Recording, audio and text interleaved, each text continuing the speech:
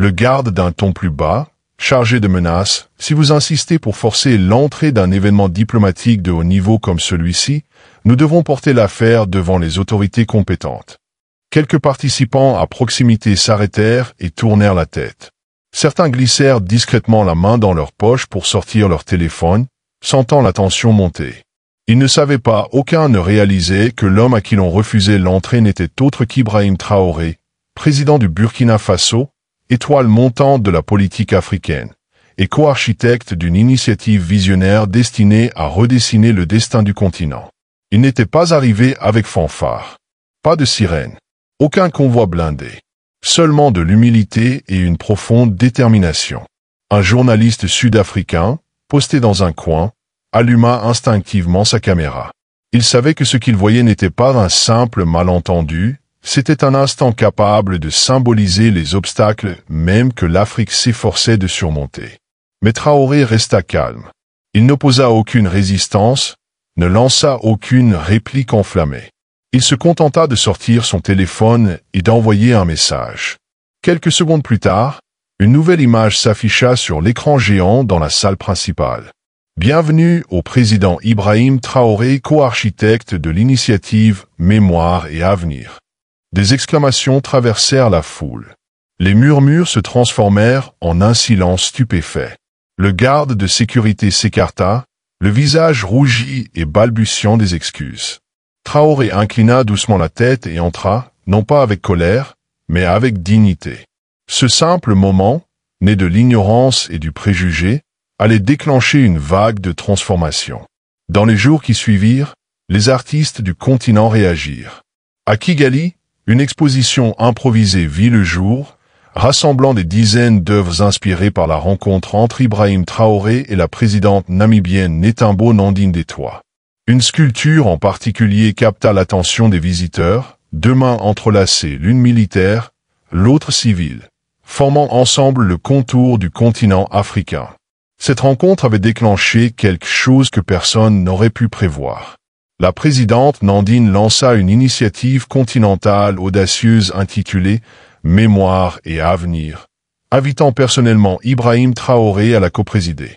Cette collaboration inattendue entre une femme d'État sage et expérimentée et un jeune soldat révolutionnaire donna naissance à un pacte de coopération africaine sans précédent, non pas fondé sur l'aide extérieure, mais sur l'autodétermination. Centrée sur l'éducation, la culture et l'indépendance économique, cette initiative visait à construire des ponts entre les régions, les langues et les héritages coloniaux. De cet élan naquit New African Money, un fonds de développement décentralisé financé par des contributions panafricaines. Symbole non seulement de puissance financière, mais aussi de souveraineté retrouvée. Les universités africaines commencèrent à intégrer de nouveaux programmes sur l'histoire africaine moderne, mettant en lumière des figures telles que Thomas Sankara, Patrice Lumumba et Kwame Nkrumah. Une innovation marquante fut l'inclusion de leurs descendants. Lors d'un cycle de conférences historiques, le petit-fils de Nkrumah prit la parole aux côtés du neveu de Lumumba, retraçant les racines de l'unité africaine et de l'autonomie collective. Une scène inoubliable eut lieu lorsque Traoré et Nandine visitèrent ensemble la tombe de Hosea Kutako, héros de la résistance namibienne. Les images du jeune chef militaire, debout en silence aux côtés de la présidente sur ce lieu sacré, incarnaient l'alliance profonde entre tradition et modernité. L'enthousiasme atteignit son apogée avec l'annonce d'un documentaire intitulé « Quand l'Afrique s'est écoutée ». Le film serait entièrement narré par de jeunes Africains âgés de 12 à 25 ans, chacun racontant l'histoire de cette rencontre historique dans sa propre langue maternelle. Dans les salles de classe à travers le continent, quelque chose changeait. Les leçons d'histoire incluaient désormais un nouveau chapitre, le jour où Traoré et Nandine se sont rencontrés non pas seulement en tant que dirigeants, mais en tant que symbole d'une Afrique unie et autonome. À Bamako, une enseignante rapporta que ses élèves rejouaient la scène historique pendant la récréation. Et lors d'une conférence internationale à Addis Abeba, Traoré stupéfia les délégués en déclarant « Nandine m'a appris que la vraie force ne réside pas dans le volume de notre voix, mais dans la profondeur de notre message. » Cette confession discrète, de la part d'un leader connu pour ses discours enflammés, marqua un tournant dans sa philosophie personnelle. D'abord sceptiques, les médias internationaux furent contraints de reconnaître la gravité du moment. The Guardian écrivait: le siècle africain n'a pas commencé dans un fracas, mais dans un silence. The Economist consacra sa une à ce qu'il appela la révolution silencieuse de l'Afrique. Chez les jeunes femmes africaines, l'impact fut particulièrement profond. Dans les rues de Dakar, Nairobi et Johannesburg, des filles peignaient des fresques murales représentant la présidente Nandine et Ibrahim Traoré côte à côte, des leaders qui avaient osé parler non seulement au nom de leur nation, mais au nom d'un nouvel avenir pour l'Afrique. Ainsi, un simple malentendu devant un poste de sécurité donna naissance à un mouvement. Unité africaine, Autonomy africaine, New African Money. Mais par-dessus tout, la mémoire de ce que nous sommes et l'avenir de ce que nous pouvons devenir. La réponse fut bouleversante. Le bureau de Netembo fut inondé de lettres manuscrites envoyées par des filles venues des 4 coins du continent. Une lettre d'une écolière éthiopienne attira particulièrement l'attention. Elle disait: « Je pensais que la politique était réservée aux hommes en colère. Maintenant, je sais qu'une femme peut changer l'histoire avec des paroles de paix. » De cette étincelle, un feu d'action civique balaya le continent africain. À Dakar, un groupe de jeunes entrepreneurs lança une plateforme numérique reliant des écoles à travers toute l'Afrique, permettant aux élèves d'échanger récits culturels, langues et rêves. À Goma, une association de femmes créa un programme de mentorat inspiré du modèle de leadership de Netembo, axé sur la compassion, la sagesse et l'inclusion. Même la diplomatie commença à changer. Les négociations entre nations africaines adoptèrent un ton nouveau, moins basé sur la domination, davantage sur l'écoute, la confiance et l'unité. Un diplomate Kenyan nota. Désormais, avant chaque réunion tendue, quelqu'un nous rappelle toujours: souvenez-vous du moment Netembo Traoré. La scène finale du documentaire Quand l'Afrique s'est écoutée laissa les spectateurs du monde entier sans voix. Ibrahim Traoré et Netembo Nandine marchaient côte à côte dans les jardins luxuriants du palais présidentiel namibien. Ils ne disaient rien, se contentaient d'échanger un sourire complice. La narratrice, une jeune fille rwandaise, clôtura le film par une phrase simple. Parfois, une phrase peut changer un homme. Parfois, un silence peut changer un continent. Cette rencontre entre 2 leaders venus d'horizons opposés, par l'expérience, le genre, la génération, était devenue bien plus qu'un moment historique. C'était devenu un repère, un tournant. Les analystes politiques commencèrent à parler de l'effet Windhoek, ces instants rares et sacrés où le silence et l'écoute brisent les schémas de conflit et transforment la nature même de la politique. Mais peut-être que le legs le plus durable ne se trouvait ni dans les gros titres, ni dans les documentaires. Il résidait dans les esprits, même des Africains. Un changement silencieux avait commencé dans la manière dont les peuples du continent percevaient leur propre potentiel, non plus comme des victimes des circonstances, mais comme auteurs du changement. Bâtisseurs d'unité. Acteurs de l'autonomie africaine. Un étudiant universitaire sénégalais le résuma magnifiquement dans sa thèse. Ce jour-là, nous n'avons pas seulement assisté à une rencontre entre 2 dirigeants, nous avons découvert une nouvelle manière d'être africain. Kigali était inhabituellement calme ce matin-là. Les larges boulevards de la ville scintillaient sous le doux soleil matinal, et devant le centre international de conférences, une petite foule s'était rassemblée, certains en costume, d'autres en habits traditionnels africains, et quelques-uns portant l'uniforme austère et reconnaissable des délégations diplomatiques.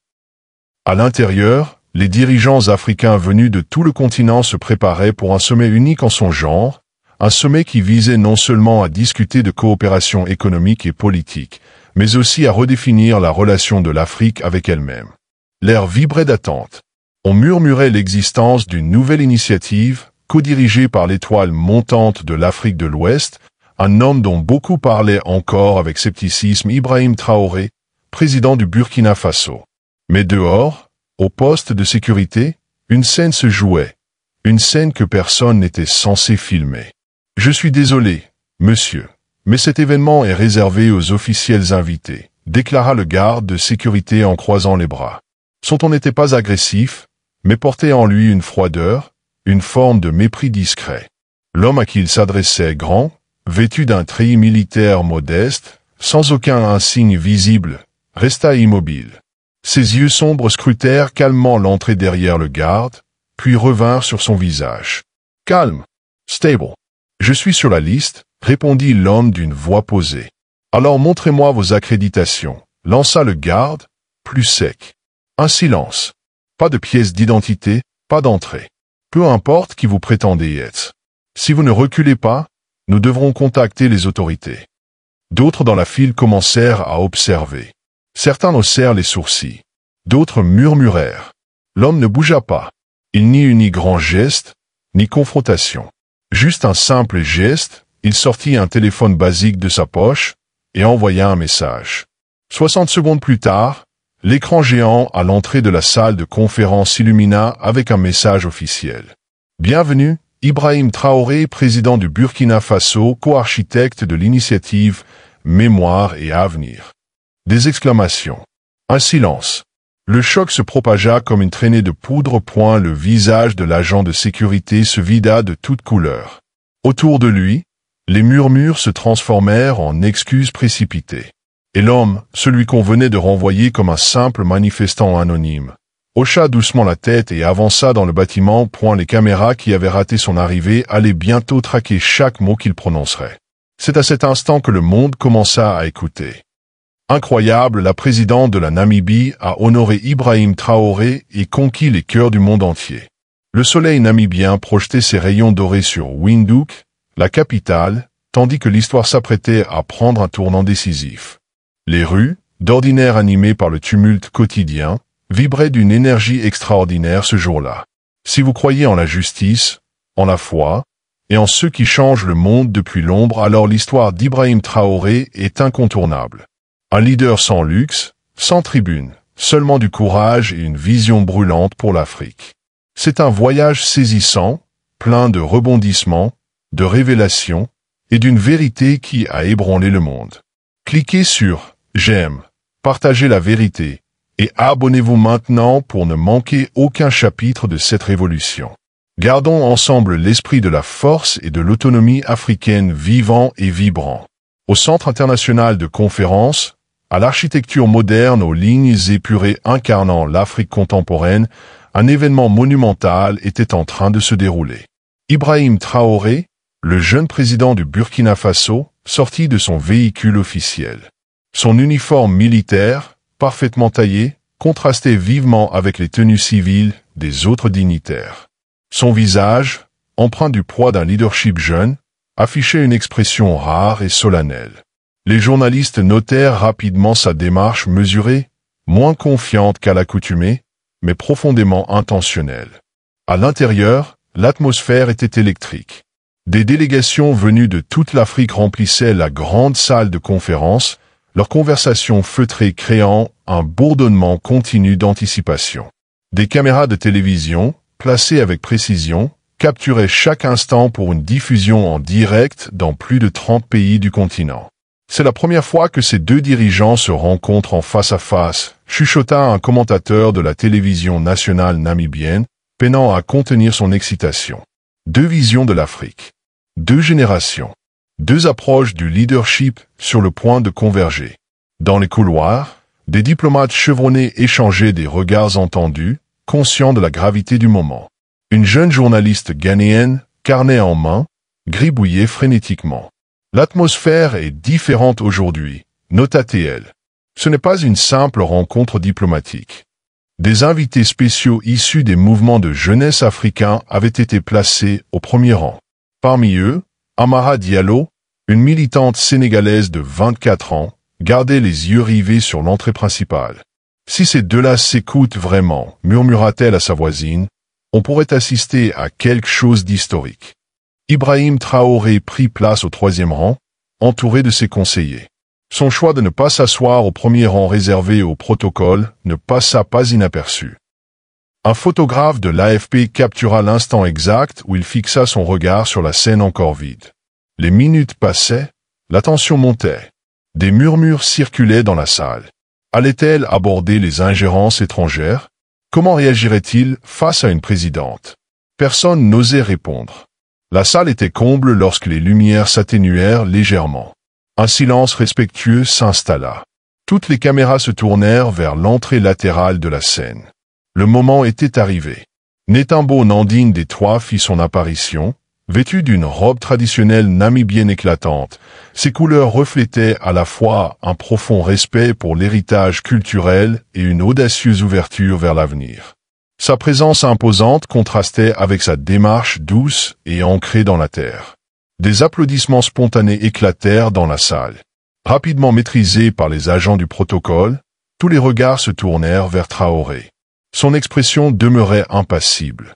Un caméraman effectua un zoom précis, capturant l'instant exact de leur première rencontre, une image qui serait, par la suite, diffusée et analysée des centaines de fois par les médias internationaux. Le maître de cérémonie, un diplomate respecté originaire du Botswana, s'avança vers le micro. « Mesdames et messieurs, Son Excellence Madame Netumbo Nandine des Trois, présidente de la République de Namibie. » La salle entière retint son souffle. Le temps semblait suspendu. Chacun dans l'auditoire savait qu'il assistait à un moment susceptible de redéfinir les relations intra-africaines. Bien que l'usage des téléphones portables fût officiellement interdit, plusieurs enregistrements discrets avaient lieu. Les réseaux sociaux s'embrasèrent en temps réel sous le hashtag tendance, hashtag African Leadership, signe de l'impact mondial que cette rencontre suscitait déjà. La tension emplissait l'air comme un orage prêt à éclater. Le monde observait. Que se passerait-il ensuite? Les deux visions de l'Afrique allaient-elles s'affronter? Contre toute attente, converger enfin? Netumbo s'approcha du micro. Ses notes de discours étaient soigneusement disposées devant elle. Son regard balaya la salle, s'arrêtant brièvement sur Ibrahim Traoré. Un léger sourire énigmatique apparut sur ses lèvres. Était-ce un signal d'espoir ou un défi? Nul ne pouvait l'affirmer. Le micro grésilla doucement alors qu'elle commençait à parler. Sa voix était claire et posée, et la salle tomba dans un silence absolu. Je me souviens encore du sol froid sous mes pieds nus. Lorsque je suivais ma mère, elle nettoyait les maisons des familles coloniales pendant l'apartheid. Ses premiers mots, prononcés sans lire ses notes, figèrent l'assistance. Même Traoré, jusqu'alors impassible, inclina légèrement la tête en avant, intrigué. J'avais 12 ans, poursuivit-elle, lorsque j'ai trouvé un livre caché dans le placard d'une des maisons où travaillait ma mère.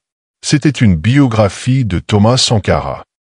Ce jour-là, j'ai failli me faire arrêter, non pas pour vol, mais pour avoir osé lire. Pour avoir osé rêver d'une Afrique différente.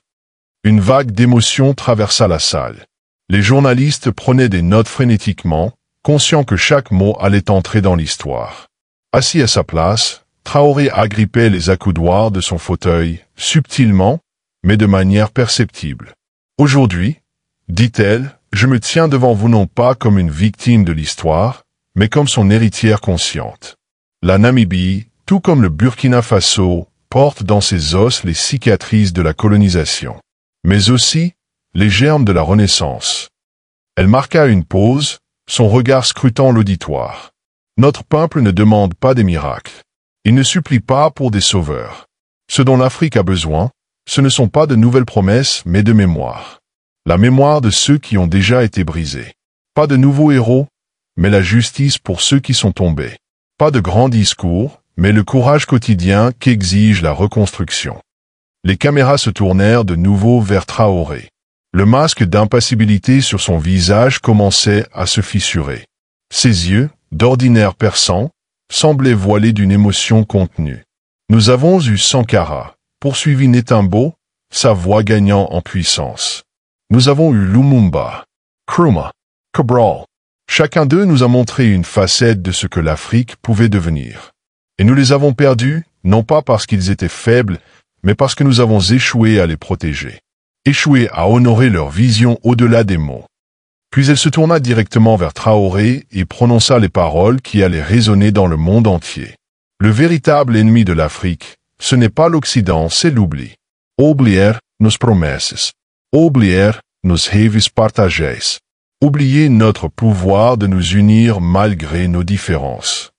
Un assistant se pencha vers Traoré, inquiet de son immobilité soudaine. « Votre Excellence, tout va bien » murmura-t-il. D'un simple geste de la main, Ibrahim Traoré lui fit signe de le laisser. Quand j'entends dire que l'Afrique a besoin de nouvelles révolutions, reprit Netimbo, je réponds, notre plus grande révolution sera de nous souvenir. De nous souvenir que nos différences sont notre force. Que nos voix diverses composent une seule et même mélodie. Que nos chemins différents mènent tous à la même destination. L'auditoire buvait ces paroles. Même dans les cabines de traduction, l'émotion était palpable. Les interprètes peinaient à garder la voix stable. Les photographes, d'ordinaire si actifs, étaient figés, happés par la profondeur du moment. À ceux qui croient que l'unité africaine est un rêve naïf, je dis, regardez cette salle. Regardez nos visages. Écoutez nos accents variés. Observez les tenues traditionnelles venues de chaque recoin du continent. N'est-ce pas déjà une forme d'unité? N'est-ce pas la preuve que nous pouvons nous asseoir ensemble, écouter et nous comprendre?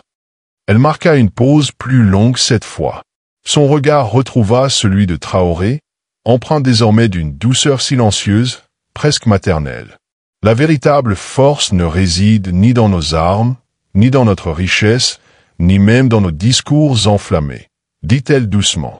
Elle réside dans notre capacité à nous souvenir, à nous unir, à transformer nos blessures en ponts et non en murs. Ces mots de clôture résonnèrent comme un coup de tonnerre dans le silence sacré de la salle. L'Afrique n'a pas besoin d'être sauvée. Elle a seulement besoin de se souvenir qu'elle a toujours eu le pouvoir de se sauver elle-même.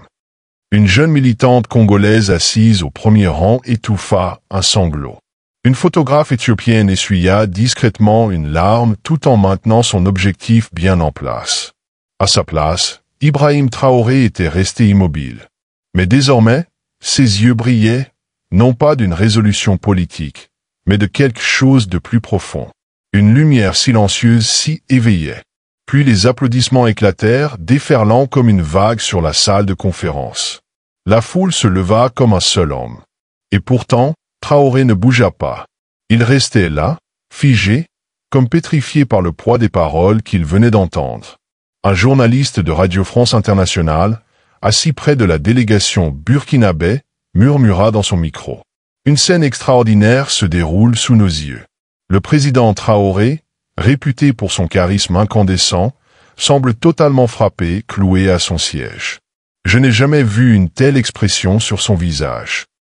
Les secondes passaient, étirées dans une éternité suspendue. Les caméras oscillaient entre la standing ovation et la silhouette immobile du jeune dirigeant. Son aide de camp se pencha en avant, manifestement inquiet, mais fut arrêté par un geste à peine perceptible de Traoré. Puis, enfin, lentement, avec une intention visible dans chaque geste, Ibrahim Traoré se leva.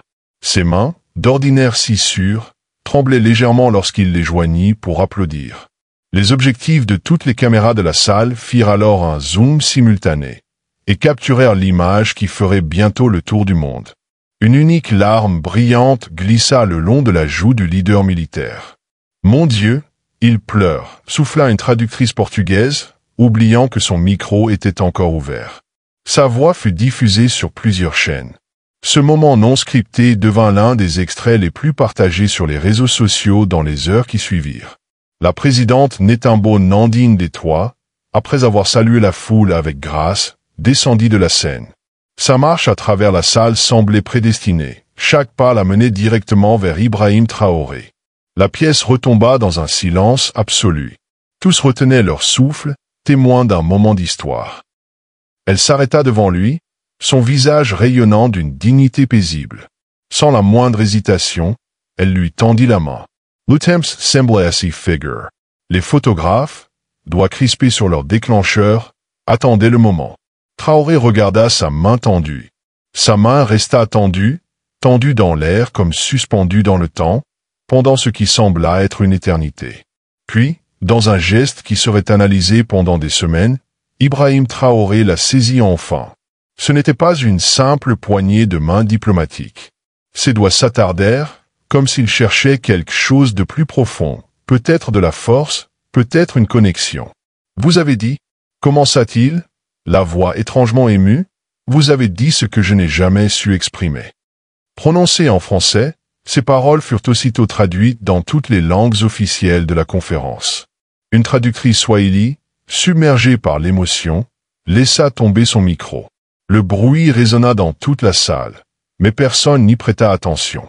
Tous étaient trop absorbés par ce moment suspendu. Soudain, tel un raz-de-marée montant, un chant commença à s'élever de la foule. Unité africaine. Unité africaine. Il partit de quelques voix isolées, puis gagna des dizaines, puis des centaines. Les jeunes activistes au premier rang se levèrent sur leurs chaises, les yeux pleins de larmes.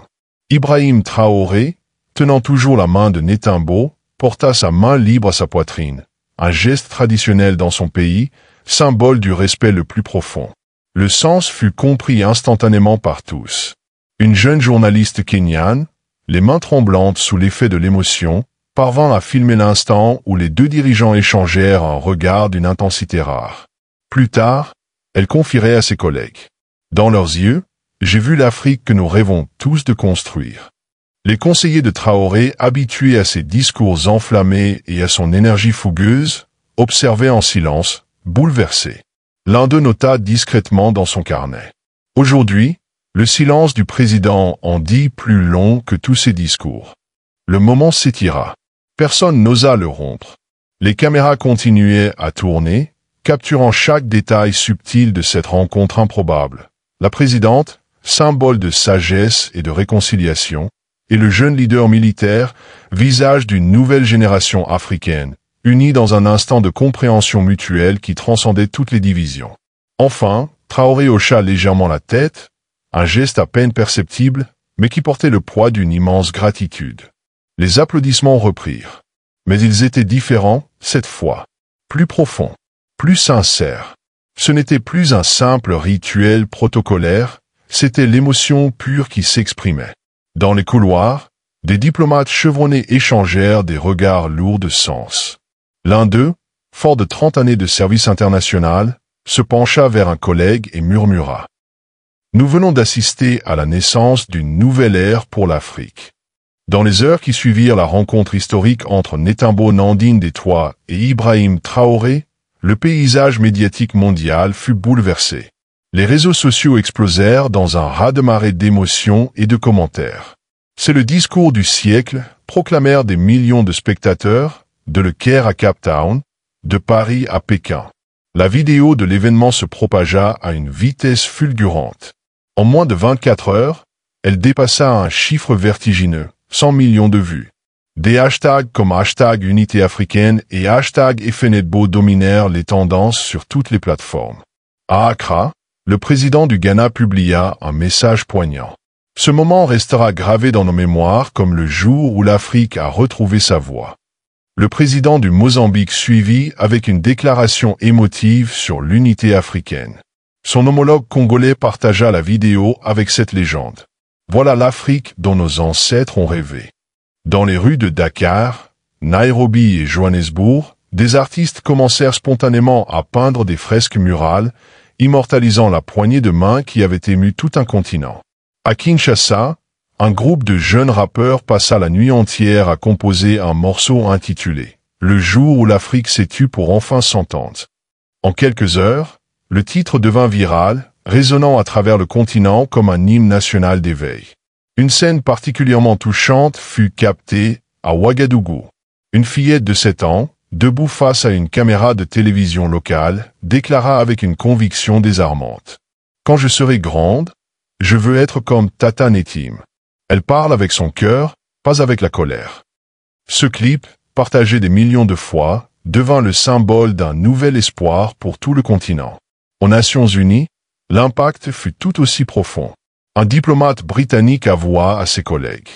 Ce discours a complètement bouleversé notre vision de la diplomatie africaine. Il faut repenser toute notre approche. Dans les couloirs des Nations Unies, les conversations bruissaient autour de ce nouveau paradigme du leadership africain. Mais c'est une révélation inattendue qui ajouta une profondeur encore plus grande à ce moment déjà historique. Une lettre anonyme commença à circuler parmi les historiens et les journalistes. Elle révélait que certains passages du discours de Netimbo provenaient d'une lettre inédite de Thomas Sankara, écrite quelques jours seulement avant son assassinat. Des experts en histoire contemporaine africaine confirmèrent rapidement le lien. Un vétéran de 75 ans de la révolution burkinabé, qui était resté silencieux pendant des décennies, sortit de l'ombre pour expliquer comment, des années plus tôt, il avait partagé ces mots avec la présidente namibienne lors d'une rencontre discrète à Lusaka. Cette révélation donna un nouveau sens au silence d'Ibrahim Traoré. Sans le savoir, il avait été ému par les pensées finales de son héros politique, transmises par la voix d'une femme qui en avait préservé l'essence avec un soin indéfectible. Sur son compte officiel habituellement réservé à des déclarations audacieuses, parfois controversées, Traoré publia son premier message depuis l'événement. Les mots me manquent. Il ne reste que le respect. La rare tenue de cette déclaration ne fit que renforcer l'impact émotionnel de ce qui s'était produit. Les médias internationaux, depuis longtemps habitués à cadrer l'Afrique à travers le prisme des crises et des conflits, se retrouvèrent déroutés. Un editorialiste du New York Times écrivait: Nous avons peut-être été témoins du moment où l'Afrique a cessé d'être un titre d'actualité pour devenir une force de l'histoire. À travers les universités africaines, les départements d'histoire contemporaine organisèrent en urgence des séminaires pour analyser la portée de l'événement. À l'université de Makerere, en Ouganda, un amphithéâtre de 500 places s'avéra trop petit pour accueillir l'afflux d'étudiants venus assister à une conférence sur ce nouveau modèle de leadership africain. Les analystes politiques commencèrent à observer un changement subtil mais puissant dans le discours mondial sur l'Afrique. Le continent n'était plus perçu comme un problème à résoudre, mais comme une source d'inspiration et d'espoir. Un commentateur de la BBC résuma la situation en une phrase. L'Afrique nous montre qu'il existe une alternative à la politique telle que nous la connaissons. Je suis désolé, monsieur, mais vous ne pouvez pas entrer dans cette salle sans invitation directe du comité d'organisation. L'agent de sécurité, un homme blanc grand et rigide dans un uniforme impeccable, se tenait fermement devant l'entrée principale du Centre international de conférences de Kigali. Ses yeux,